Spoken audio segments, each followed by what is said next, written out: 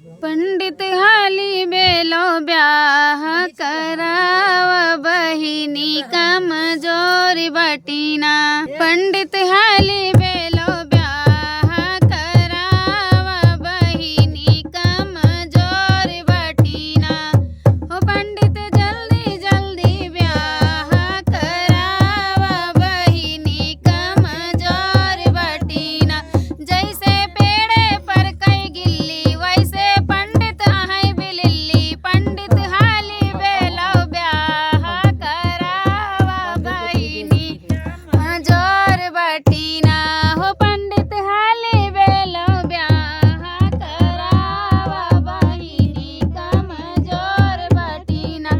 जैसे खेते मकई गाई वैसे पंडित बाटे नाई। पंडित हाली बेलो ब्याह करावा बहिनी कमजोर बटीना।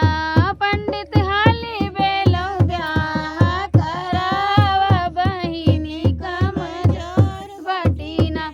जैसे खेते मकई गोभी वैसे पंडित बाटे धोबी। पंडित हाली बेलो ब्याह करावा बहिनी कमजोर बटीना।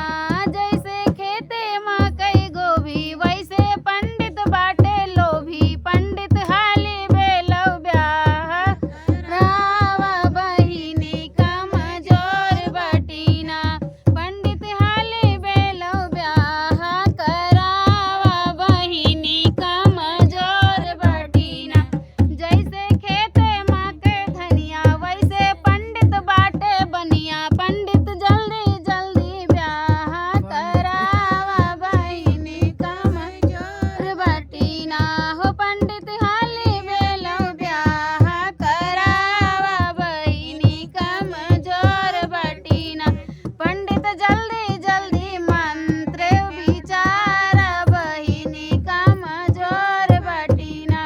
हो पंडित हाली बेलो ब्याह करावा बहिनी कमजोर बटीना। जैसे खेते मकई आलू वैसे पंडित बाटे भालू। पंडित हाली बेलो ब्याह करावा बहिनी कमजोर बटीना। हो जैसे खेते मकई आलू वैसे पंडित बाटे चालू। पंडित हाली बेलो ब्याह करावा बहिनी कमजोर बटीना।